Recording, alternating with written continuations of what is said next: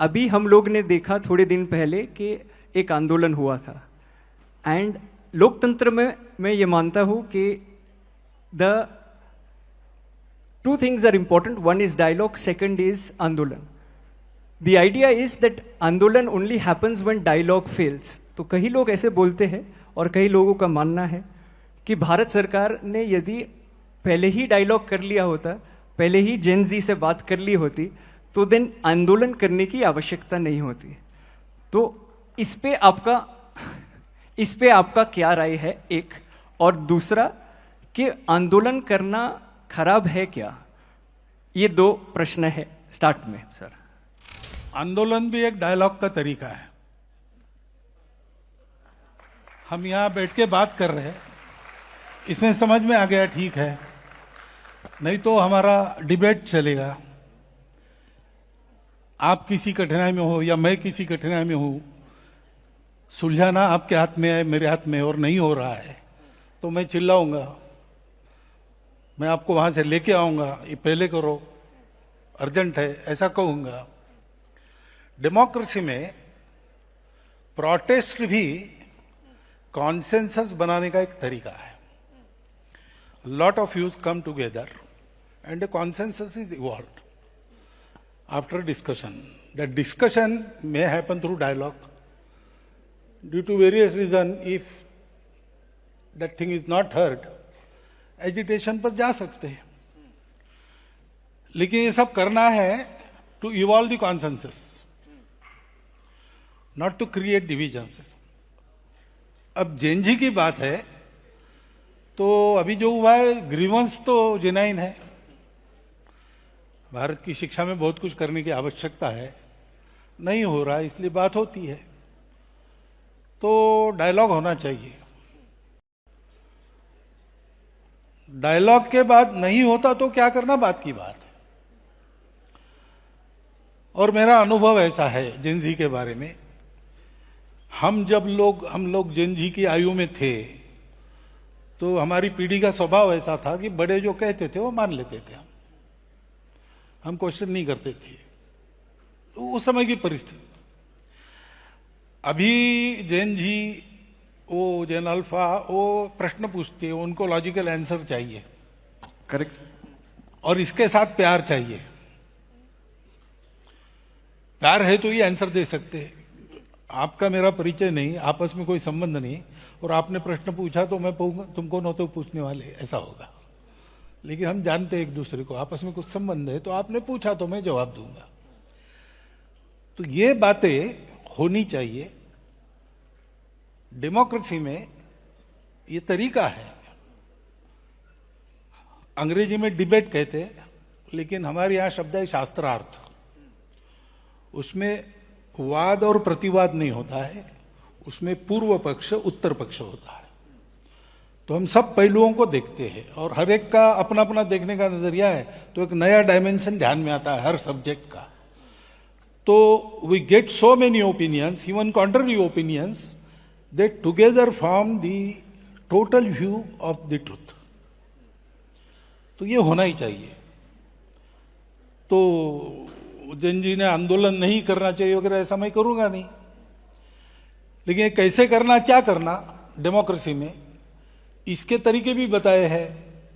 अब कॉन्स्टिट्यूशन हमको जिन्होंने दिया, डॉक्टर बाबा साहब आम्बेडकर का, अगर 2 स्पीचेस हमने पढ़ लिए तो ये कैसे करना, क्या करना, उसका उसमें इंडिकेशन है, वो देखना चाहिए।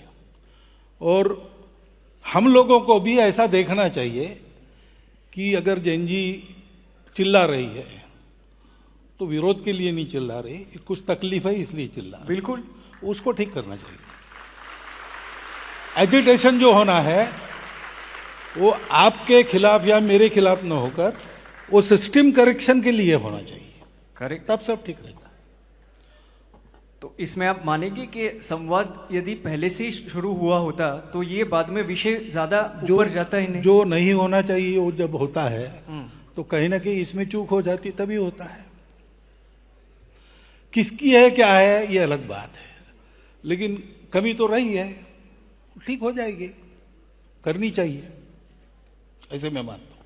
ठीक है। और इसमें थैंक यू उत्तर के लिए, पर इसमें आप जब आपने बोला कि प्रोटेस्ट पर्टिकुलर डायरेक्शन में करना चाहिए, पर्टिकुलर मैनर में करना चाहिए, अभी सर कई बार ऐसे भी लगता है कि प्रोटेस्ट पे हम निकल आए तो लोग हमें एंटी नेशनल बुला देंगे, हाँ लोग हमें बोलेंगे saying that this people are agents of some country and so, तो सर नहीं, इसमें वो मैं कह रहा हूँ ना, इसमें मैं कह रहा हूँ हाँ कि जैन जी अगर एजिटेशन कर रही है तो एंटी नेशनल तो है नहीं, अपने लोग हैं, अपनी नेक्स्ट जनरेशन है। जी सर, इस अपनेपन से, डायलॉग का साथ मैंने बोला अपनापन चाहिए, संबंध चाहिए, वो हमारा संबंध है, उसका रिकॉग्निशन चाहिए, तब ये डायलॉग होता है, वहाँ की बात हमको समझ में आती है, हमारी बात वहाँ समझ में आती है, ये होता है, तो होना चाहिए। और जैन जी वगैरह ऐसी है ऐसा मैं तो बिल्कुल नहीं मानता। आप क्या मानते हैं? विदाउट इट कॉन्टेक्स्ट भी जब पूछा गया तब मैंने बताया, और आज भी मैंने आपके सामने बोला है कि मुझे लगता है कि ये जो नई पीढ़ी है जैन जी, जैन अल्फा, ये अभी जो हमारी एग्जिस्टिंग पीढ़ी है उससे ज्यादा ऑनेस्ट है। अरे वाह, बढ़िया है। और देशभक्ति और सेवा का ऑनेस्ट अपील उसमें चलता है। थैंक यू सर, ये आपने बताया इसलिए सबसे ऑनेस्ट जनरेशन जेन अल्फा है। लोग बोलते हैं कि बच्चे भगवान का स्वरूप है, तो आजकल के बच्चे जेन अल्फा है, जेन जी है।